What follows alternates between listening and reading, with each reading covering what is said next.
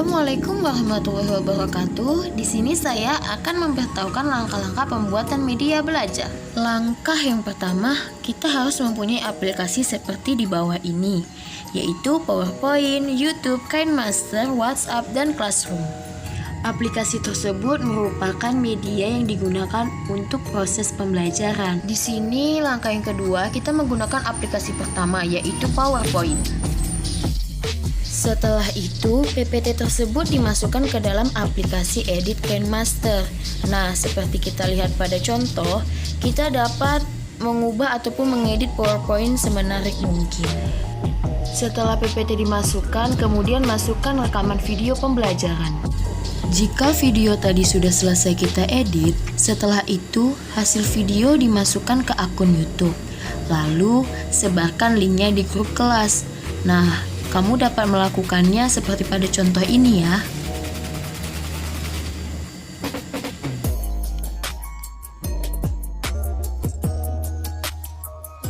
Lalu di akhir video kita akan memberikan soal-soal dari hasil pembelajaran dan mengumpulkannya di Classroom. Baiklah, langsung saja kami akan memberikan hasil video media pembelajaran kami. Selamat menyaksikan.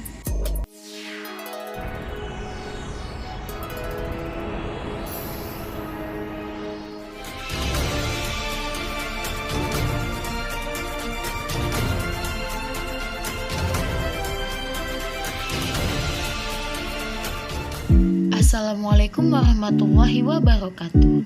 Sebelum pembelajaran dimulai, alangkah baiknya kita berdoa terlebih dahulu. Satu jari kanan, satu jari kiri, digabung jadi dua, jadilah jembatan panjang. Dua jari kanan, dua jari kiri, digabung jadi empat, jadilah kamera cekrek.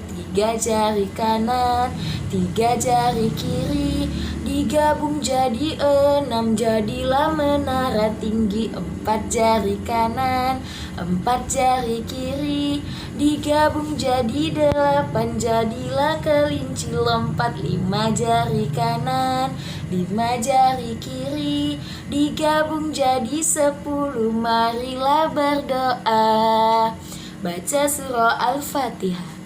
A'udzu billahi minasyaitonir rajim.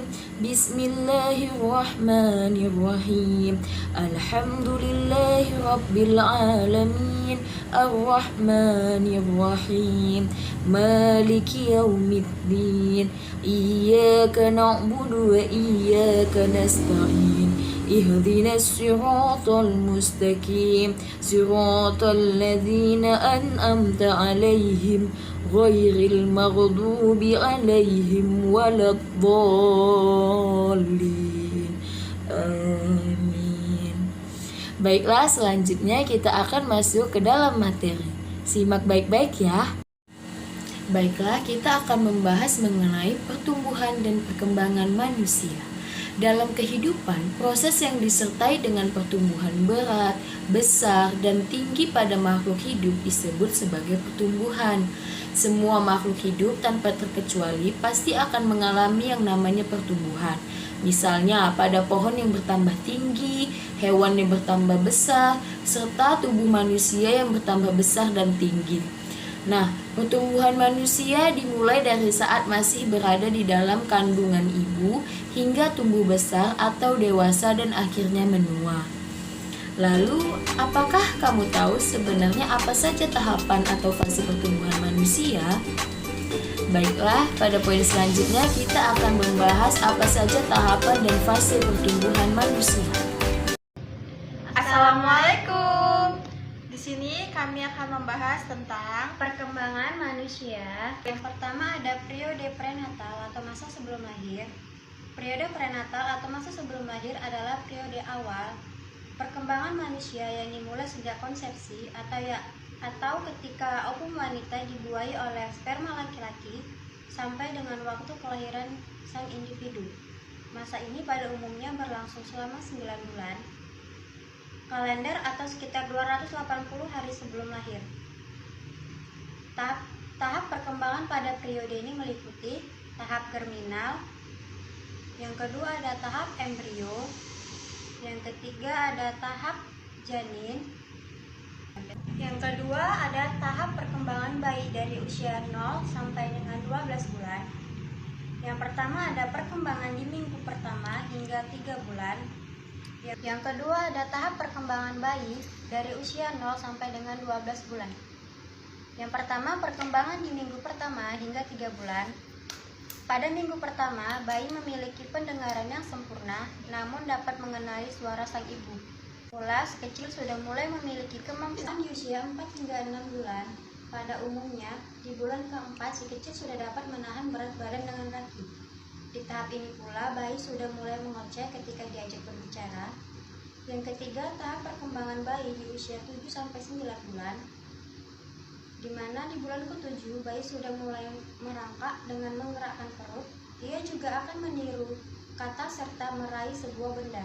Dan yang terakhir ada perkembangan bayi usia 10 hingga 12 bulan, di mana usia 10 bulan bisa dibilang merupakan tahapan yang cukup ditunggu-tunggu oleh orang tua. Di tahap ini bayi sudah mulai belajar untuk berdiri sendiri walau hanya bertahan beberapa detik saja. Pada masa kanak-kanak awal. Perkembangan pada masa kanak-kanak awal merupakan masa terpanjang dalam rentang kehidupan di mana individu relatif tidak berdaya dan tergantung pada orang lain. Masa kanak-kanak dibagi menjadi 2 periode. Yang pertama, periode awal dan periode akhir. Ciri-ciri awal pada masa kanak-kanak. Yang pertama, ciri awal anak kanak-kanak merupakan ciri khas yang membedakan dengan periode lain dalam rentang kehidupan. Ciri-ciri tercermin dalam sebuah sebutan yang diberikan oleh orang tua, pendidikan, ahli psikolog. Ditinjau dari pandangan orang tua sering menyebut anak periode awal ini sebagai periode problem age atau troublesome age. Kedua, ada ditinjau dari pandangan guru atau pendidik. Guru atau pendidik menyebut periode ini sebagai usia preschool age atau usia prasekolah. Dan yang terakhir ada ditinjau dari pandangan psikolog. Para psikolog memberi istilah kepada periode ini sebagai usia pre-game age dan periode eksplorasi, atau para psikolog menggunakan sejumlah sebutan yang berbeda untuk menguraikan ciri-ciri yang menonjol dari perkembangan psikolog anak selama tahun-tahun awal pada masa kanak-kanak. Akhir adalah perkembangan masa kanak-kanak tengah dan akhir. Masa kanak-kanak akhir sering disebut sebagai masa usia sekolah atau masa sekolah dasar. Masa ini dialami anak pada usia 6 tahun sampai ke masa pubertas dan remaja awal yang berkisar pada umur 11 sampai 11 tahun. Pada masa ini, anak sudah matang bersekolah dan sudah siap masuk sekolah dasar. Pada awal masuk sekolah, sebagian anak mengalami gangguan keseimbangan dalam penyesuaian diri dan lingkungan sekolah yang dipengaruhi oleh beberapa faktor dalam perkembangan. Yang pertama ada perkembangan fisik. Perkembangan fisik terbagi atas 2. Yang pertama perkembangan motor kasar dan perkembangan motor halus. Dan yang kedua ada perkembangan kognitif. Yang ketiga ada perkembangan bahasa. Yang keempat ada perkembangan moral. Yang kelima ada perkembangan emosi. Yang keenam ada perkembangan sosial. Kita akan membahas materi tentang remaja. Remaja ialah usia pertumbuhan menuju kematangan fisik dan sosial fisik yang mencakup biologis serta sosial ekonomi. Tahap perkembangan remaja ditandai dari terlihatnya tanda seksual sekunder hingga kematangan. Perkembangan remaja merupakan pola identifikasi dari masa anak-anak hingga peralihan menuju dewasa. Selain itu, dalam masa ini terjadi juga ketergantungan sosial ekonomi di mana anak sudah ingin mandiri. Karakteristik remaja adalah periode yang penting di rentan kehidupan manusia. Ketika anak masuk pada usia 10 tahun, maka perkembangan emosi atau psikologi remaja masih bergantung kepada orang tua. Akan tetapi untuk kedekatan anak dengan teman juga semakin kuat. Bahkan tekanan yang berasal dari pertemanan semakin dirasa besar oleh anak. Kayaknya contohnya anak itu lebih percaya pada temannya dibandingkan pada orang tuanya. Selanjutnya akan masuk kepada tahap perkembangan dewasa. Tahap perkembangan dewasa ini terbagi atas 3. Yang pertama yaitu kita akan bahas perkembangan dewasa dini, yaitu pada umur 18 tahun sampai 40 tahun. Ciri-cirinya sebagai berikut: penyesuaian terhadap bentuk fisik. Yang kedua, perubahan kognitif. Yang ketiga, penyesuaian peran seksual. Yang keempat, penyesuaian perubahan minat. Yang kelima, penyesuaian perubahan perkawinan. Yang keenam, penyesuaian pekerjaan. Yang selanjutnya, perkembangan dewasa madya, yaitu pada umur 40 tahun sampai 60 tahun. Yang pertama ada penyesuaian terhadap perubahan fisik, perubahan kognitif, perubahan seksual, perubahan minat, penyesuaian perubahan perkawinan. Kondisi yang merumitkan penyesuaian diri terhadap perubahan pola keluarga pada usia madya ini, yang pertama itu perubahan fisik, yang kedua selanjutnya itu penyesuaian pekerjaan.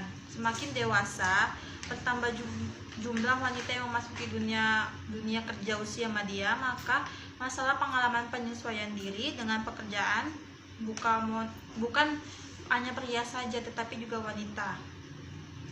Selanjutnya yaitu perkembangan pada dewasa akhir pada usia 60 sampai mati.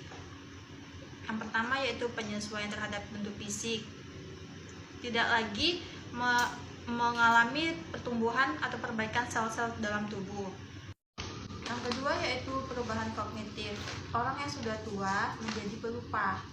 Orang yang sudah tua itu sebagian memusuhi generasi muda, mempertahankan cara lama dan tidak ingin adanya perubahan. Yang ketiga yaitu penyesuaian peran seksual. Yang keempat ada penyesuaian perubahan minat. Yang terakhir adalah penyesuaian perubahan perkawinan dan pekerjaan. Proses pertumbuhan. Proses pertumbuhan diawali dengan perubahan atau fertilisasi. Kedua sel kelamin akan melebur dan menghasilkan zigot. Kemudian berkembang menjadi embrio. Setelah 2 bulan akan menjadi janin. Setelah janin kemudian akan lahir bayi yang kemudian tumbuh menjadi anak-anak, remaja hingga dewasa.